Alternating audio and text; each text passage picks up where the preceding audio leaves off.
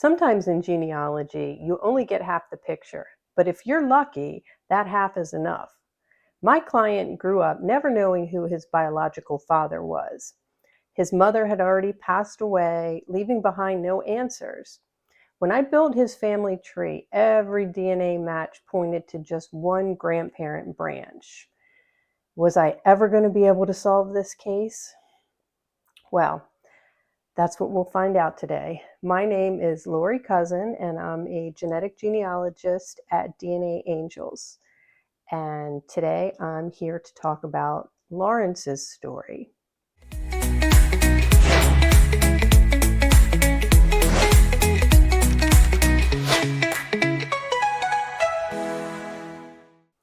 Lawrence found out when he was about 17 years old that his father, who he grew up thinking was his father, was not his father. He found out that his mother was already pregnant with him when she married her husband, and that man raised Lawrence as his own without any question. But he always knew that that Lawrence wasn't his father, or I'm sorry, that Lawrence wasn't his son, but that didn't matter to him. But once Lawrence found out, there's really just that need to know, that desire to know who your biological father is, where you came from, does he look like me? Do I have siblings out there? The same questions that so many people who are in search of their biological truth ask and want to know. So I began to build his tree out, and there were several decent matches um, going to one branch. I had a most recent common ancestor couple, and there were plenty of matches on that side. The best matches were like first cousin once removed, so around 400 centimorgans and down. But there were plenty of them, so that was exciting. But the problem was that all goes back to one grandparent. What about the other grandparent? So I was looking for matches that went to the second branch, and they were just so few. They were really small, but there were two that were maybe second cousin once removed or third cousins. So I reached out to them. I could tell by the way that they matched each other that they were sisters. So I reached out, and one of them responded back to me who her parents and grandparents were, and I didn't see any connection. And then she mentioned that one of her grandparents was adopted. And then I immediately thought, well, that might be where the link is coming from. And they provided some names of some people that were supposed to be the father, but still I was unable to make any connection whatsoever. So I really had nothing to work with on that second branch. The only thing that I could hope for was that the branch that I had that was plentiful was grandma's branch. Because if there was an undocumented relationship, or even if there was a documented relationship, I have no way of knowing because I can't find this connection. But whatever the case, normally under like the usual circumstances, at least back then, is the child would be with the mother. The only time that this wouldn't happen is if the mother passed away and the father took the children or child and either raised them on his own or perhaps remarried. So that would be a situation. Or if the child was placed for adoption, then that child would not be in this tree at all, wouldn't be noticed in this tree at all. So my hope was that this side that I had built out that had many matches would be grandma's side.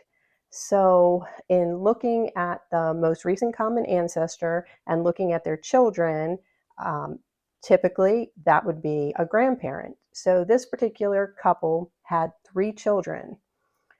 They had a son who I'll call Chuck and two daughters, one named Brenda and one named Diane. So there were matches from descendants of Chuck, and there were matches from descendants of Brenda, and they didn't match high enough to be for Lawrence to also descend from one of these two people. So the only person that was left was their child, Diane. And oh my goodness, I was so excited about that because then I knew that Diane was grandma and I had the grandmother's side. So now I needed to look at Diane and see what her family, what her descendants look like.